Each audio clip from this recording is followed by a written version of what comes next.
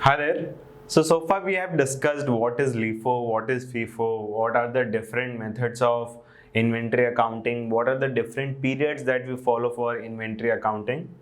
And now we'll be moving to one of the most important topics of this reading, which is understanding how to compare two financial statements, one of which is made with LIFO and one of which is made by FIFO. So LIFO method से अगर कोई अपने financial statements बना रहा है और FIFO method से अगर कोई अपना इन्वेंट्री काउंट ले रहा है, तो भी अगर मेरे को दोनों पेयर्स को अगर कंपेयर करना है तो how will I do that? So let's try to understand कि प्रॉब्लम्स आती क्या क्या है.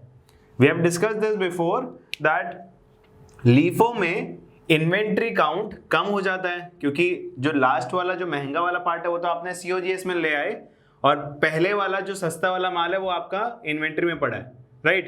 फीफो में महंगा वाला पार्ट इन्वेंट्री में पड़ा रहता है तो इन्वेंट्री काउंट ज्यादा होता है फीफो में. सीओजीएस पूरा डायमेट्रिकली अपोजिट, सीओजीएस ज्यादा होगा in LIFO and hence profit will be less, और सीओजीएस फीफो में कम होता है and hence profit is more.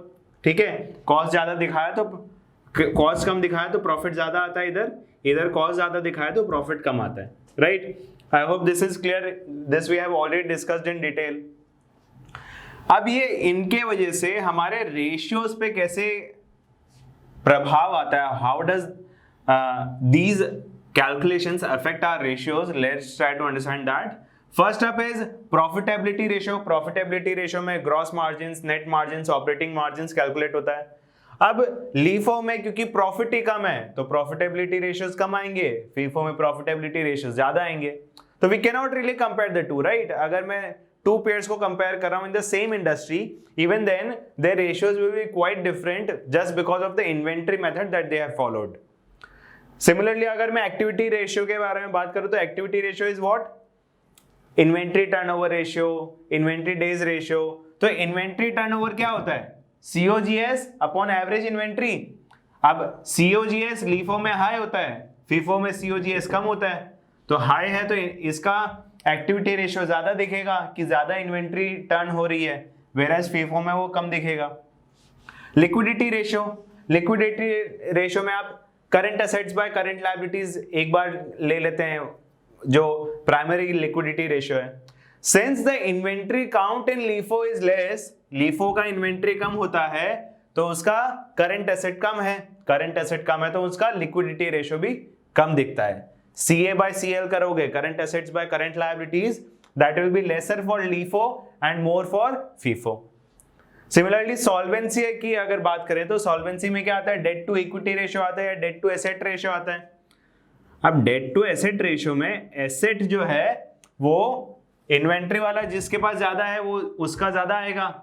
So denominator अगर ज्यादा है, यहां पे डेट टू एसेट रेशियो आता है. अब डिनोमिनेटर अगर ज्यादा है और debt to equity, right.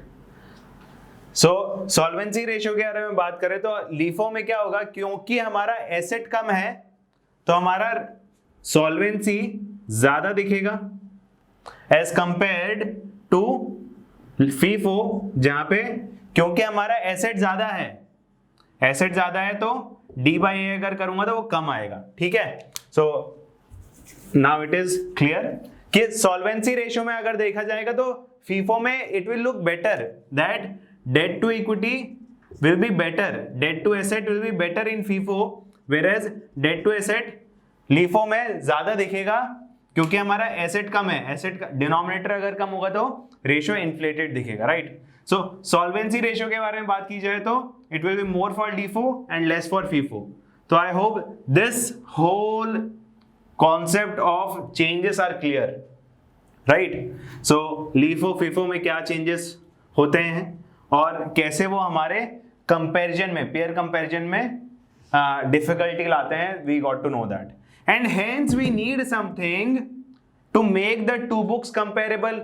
We need something जो कि financial statements of LIFO and FIFO दोनों को कंपेरेबल बना दे. तो उसके लिए we have a concept called LIFO reserve. LIFO reserve is nothing but the difference between the inventory value between LIFO and FIFO. FIFO का इन्वेंट्री ज्यादा होता है, लीफो का इन्वेंट्री कम होता है, तो इन दोनों को माइनस करके जो वैल्यू आता है उसको हम बोलते हैं लीफो रिजर्व। ठीक है, अब वो लीफो रिजर्व कहीं ना कहीं ऐड होगा, कहीं ना कहीं सब्ट्रैक्ट होगा in our income statement and balance sheet. So let's try to understand कि लीफो रिजर्व से मैं दोनों बुक्स को कंपेरेबल कैसे बना सकता हूं। So there are 3 adjustment in balance sheet and 3 adjustment in income statement that I need to make. Balance sheet में पहले देख लेते हैं।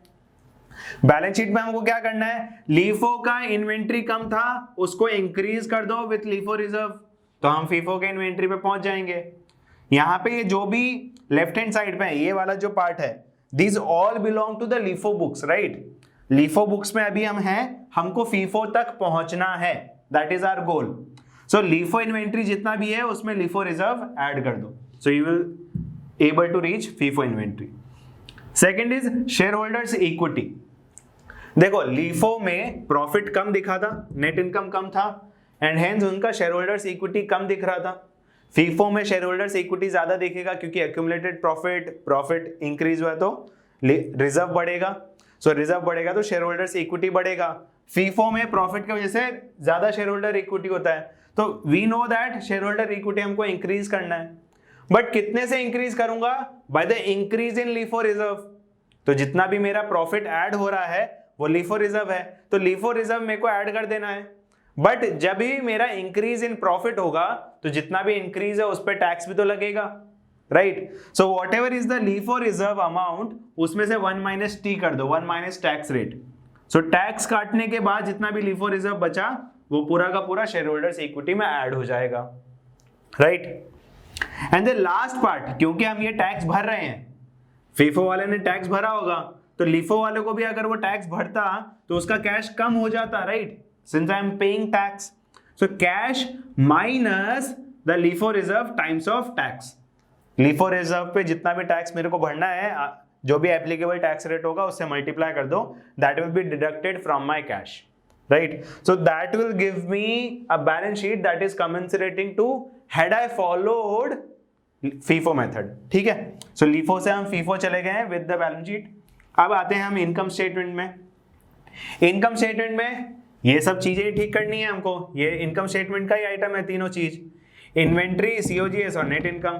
तो COGS में क्या हो रहा है, COGS is what, let's try to understand that. COGS is opening plus purchase minus closing, right? Opening stock, opening inventory plus purchases minus closing inventory.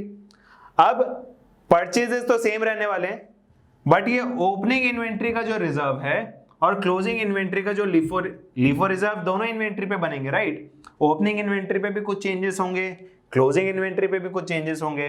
Basically मेरे को LIFO COGS जो कि ज्यादा था उसको अब कम करना है। आई वांट टू डिड्यूस और deduct some part of COGS to move to FIFO COGS, ठीक है? COGS को कम करना है, तो COGS को कितना कम करेंगे, तो LIFO COGS जो भी है उसको आप माइनस कर दो by the change in the LIFO reserve.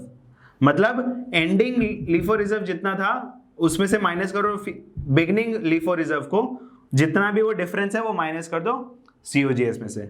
Basically we will move to FIFO COGS, ठीक है? मान लो ending LIFO reserve is 10,000, opening LIFO reserve is 8,000, तो दोनों का डिफरेंस कितना हुआ, 2,000 माइनस हो जाएगा मेरे COGS में से। तो मेरा COGS कम हुआ मतलब उतना प्रॉफिट बढ़ गया, जितना LIFO रिजर्व आपने इधर ऐड किया है डिफरेंस, उतने से ही मेरा इनकम इंक्रीज हो जाएगा। So my income will be increased by decrease in COGS, जो कि 2,000 रुपए थे, 10,000 माइनस 8,000 करूंगा तो 2,000 का इंक्रीज आया, बट वो 2,000 पे मेरे को अब टैक्स भरना पड़ेगा, सो 1 माइनस टी यहां पे हो जाएगा, राइट? सो इनकम प्लस, क्योंकि यहां पे हमको इनकम बढ़ाना है, income plus ending LIFO reserve minus beginning LIFO reserve, but उसमें से 1 माइनस टी हमको हटा देना है बिकॉज टैक्स पे करना पड़ेगा from the increase in income. अब जितना भी इंक्रीज इन इनकम है उस पे मेरे को टैक्स भरना पड़ेगा, so that will be the last effect in the income statement, that whatever is the increase in the income उस पे जितना भी टैक्स रेट है that will be added to my existing tax. So ये वाला और ये वाला पार्ट सेम है, right? I hope this is clear. We will do sums now so that more clarity comes in. Thank you.